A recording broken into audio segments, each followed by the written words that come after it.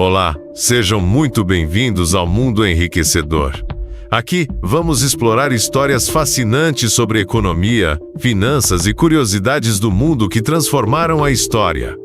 Prepare-se para descobrir um universo cheio de aprendizados e novas perspectivas. Não se esqueça de curtir, compartilhar e se inscrever para acompanhar todo o nosso conteúdo. Vamos juntos nessa jornada enriquecedora. Ouro dos tolos. A história de um colapso financeiro global. No mundo das finanças há uma velha expressão que diz: nem tudo que reluz é ouro, e a história que vamos contar hoje ilustra isso de maneira bem vívida. Estamos falando da criação de um produto financeiro que, embora parecesse uma mina de ouro à primeira vista, se revelou, na verdade, uma bomba relógio capaz de quase destruir a economia global. Bem-vindo à fascinante história do ouro dos tolos, uma narrativa que revela como a ganância, a falta de regulamentação e a confiança cega em produtos financeiros mal compreendidos contribuíram para a maior crise financeira desde a Grande Depressão. Na década de 2000, o setor financeiro estava em um momento de grande euforia. Bancos e investidores estavam animados com uma nova onda de inovação, criando produtos financeiros nunca antes imaginados. O mercado imobiliário estava crescendo de forma acelerada, as taxas de juros estavam baixas e o crédito estava mais acessível. Esse cenário parecia promissor, levando a uma confiança generalizada em um sistema financeiro imbatível. Bancos como JP Morgan, Goldman Sachs e outros gigantes financeiros começaram a criar produtos financeiros complexos, como CDOs, obrigações de dívida colateralizadas, que combinavam uma série de empréstimos hipotecários e os transformavam em investimentos aparentemente seguros. A promessa era simples: transformar dívidas de risco em produtos financeiros que qualquer investidor poderia comprar sem preocupação. Esses produtos pareciam, à primeira vista, uma oportunidade de ouro, oferecendo altos retornos e a aparente segurança de um mercado estável.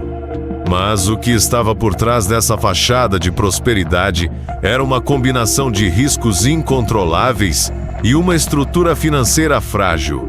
E foi assim que começou a história do ouro dos tolos. Os derivativos de crédito, como os CDOs, eram o coração dessa nova estratégia financeira. Esses produtos prometiam transformar uma montanha de dívidas arriscadas em investimentos aparentemente seguros.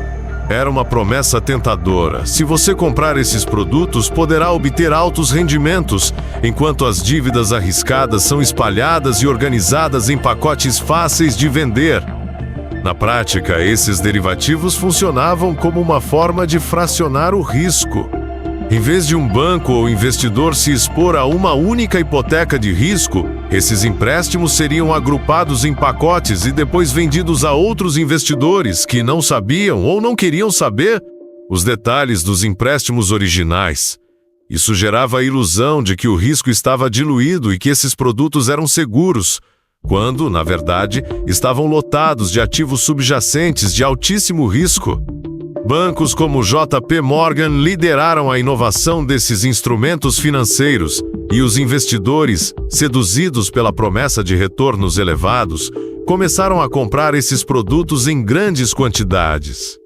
O mercado de CDO se expandiu rapidamente, sem que a maioria das pessoas, inclusive os próprios bancos, compreendesse completamente os riscos envolvidos. Tudo parecia perfeito, como uma grande bola de neve que apenas crescia, mas as bases desse castelo de cartas estavam prestes a desmoronar. A estratégia dos bancos estava intimamente ligada ao mercado imobiliário. A ideia era que as hipotecas eram uma base sólida para esses derivativos de crédito, e enquanto o mercado imobiliário continuasse a crescer, os investidores seriam recompensados com altos lucros.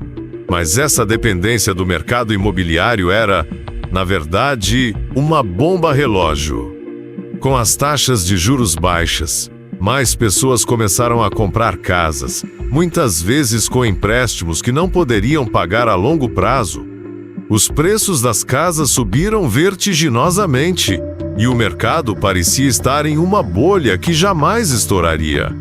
O sistema estava em plena ascensão e todos estavam ganhando dinheiro, pelo menos até que a realidade começasse a se revelar. Os bancos estavam concedendo empréstimos a praticamente qualquer pessoa, mesmo aquelas sem capacidade real de pagamento. Em muitos casos, essas hipotecas eram de altíssimo risco, conhecidas como subprime. Mas isso não parecia ser um problema imediato. O que os investidores não sabiam é que, ao empacotar essas hipotecas de risco em CDOs, estavam criando uma rede de empréstimos e dívidas que mais tarde se mostrariam insustentáveis. Essas hipotecas eram então vendidas para outros investidores, criando uma cadeia interminável de dívidas baseadas em ativos inseguros.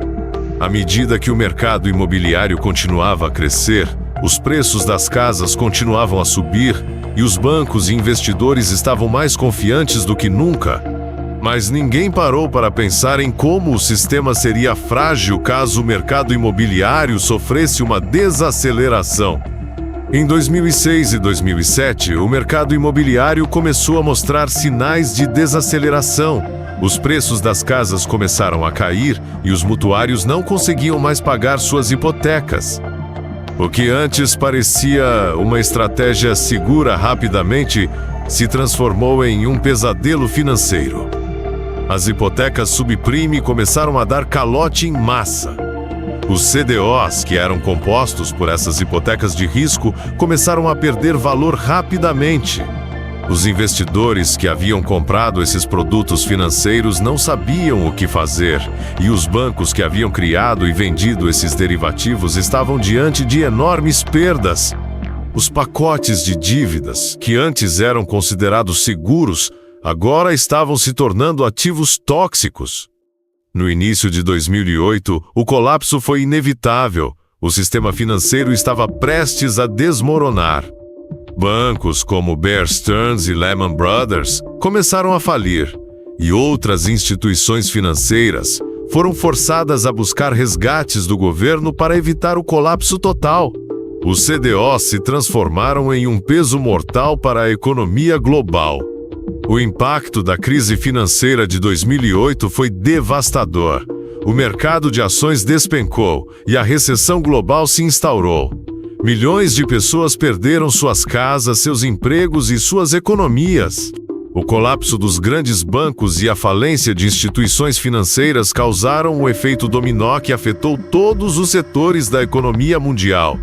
A crise também gerou um enorme pânico nos mercados financeiros. As grandes instituições financeiras precisaram ser resgatadas pelos governos e o sistema bancário global entrou em colapso. O conceito de too big to fail, grande demais para falir, se tornou uma realidade, e bilhões de dólares em dinheiro público foram direcionados para salvar os bancos e evitar uma depressão ainda maior.